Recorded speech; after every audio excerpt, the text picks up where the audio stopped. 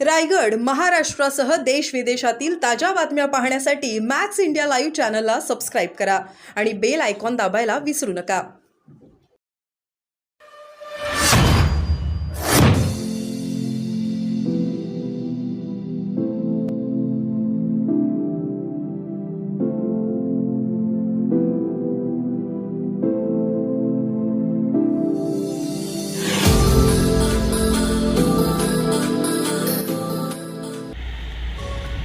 ही लढाई भ्रष्टाचाराच्या विरुद्ध लढाईची आहे. मागची निवडणूक सुद्धा याच मुद्द्यावर मी लढलो होतो.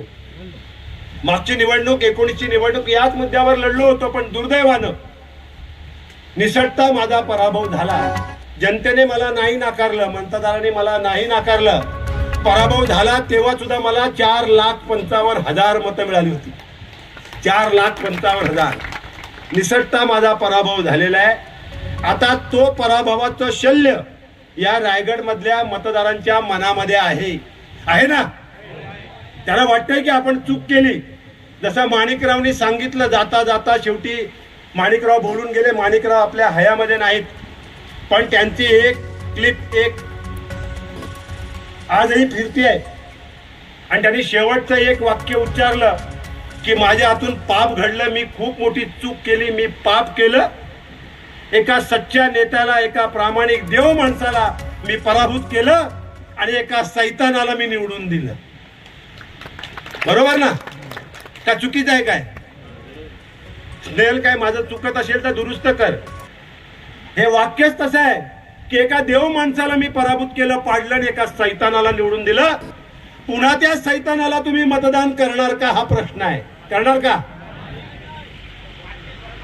हा, त्या सैतानाला बिलकुल नाही द्यायचंय. आतून आवाजाला बाटलीच भरणार. बाटलीच असं भरा, मी वरून बूच लावेन, परत तो बाटलीच्या बाहेर कधी येणार नाही. आणि मग तो बूच 24 तारखेला लागणार आहे. लावायचा ना. मग स्नेहलला चिंता करायची अजिबात आवश्यकता नाहीये. शेवट स्नेहलसाठी कार्पेट हंतरणार आहे मी लोकसभेच्या निमित्तानं. आणि या कार्पेटवरून स्नेहल विधानसभेत जाईल ना. पाठवायची ना. मग जर स्नेहलला विधानसभेला पाठवायचं असेल तर लोकसभेचं कार्पेट आधी अंतरलं पाहिजे, त्याच्यावरनं चालत ती जाईल विधानसभेमध्ये. म्हणून ही लोकसभा महत्वाची आहे. मग या सैतानाला धडा शिकवायचा ना. आणि म्हणून सांगितलं हा लढा भ्रष्टाचाराच्या विरुद्ध सदाचाराचा आहे. मला एका गोष्टीचा सार्थ अभिमान आहे. अहंकार म्हणून नाही सांगत, किंबहुना अहंकार हा माझ्या स्वभावातच नाहीये. माझ्या अखंड राजकीय जीवनामध्ये एकही डाग माझ्या चारित्र्याला लागलेला नाही. एकही डाग नाही. आणि आज पुन्हा या माथ्यावरच्या सूर्याला साक्ष ठेवून तुम्हाला सांगतोय की भविष्यात सुद्धा एकही डाग आनंद गीतेच्या चारित्र्यावर लागणार नाही. आणि म्हणून मी जाहीरपणाने सांगतो, माझं जर भांडवल आनंद गीतेचं काय जर मला विचाराल तर मी अनेक ठिकाणी खाजगी सांगितले, ते जाहीरपणे सांगतो. आनंद गीतेचं भांडवल जर काय म्हणून विचाराल तर माझं भांडवल माझं चारित्र्य आहे. आनंद गीतेचं चारित्र्य हेच आनंद गीतेचं भांडवल आहे. आणि म्हणून हा लढा भ्रष्टाचाराच्या विरुद्ध सदाचाराचा आहे. आणि मला खात्री आहे की या लढ्यात सदाचाराचा विजय हा निश्चितपणानं होणार आहे. आणि म्हणून इंडिया आघाडीच्या माध्यमातून, जनसंवाद दौऱ्याच्या माध्यमातून आपण हा संपर्क सुरू केलेला आहे. त्याची सुरुवात या साखर गावातून झालेली आहे.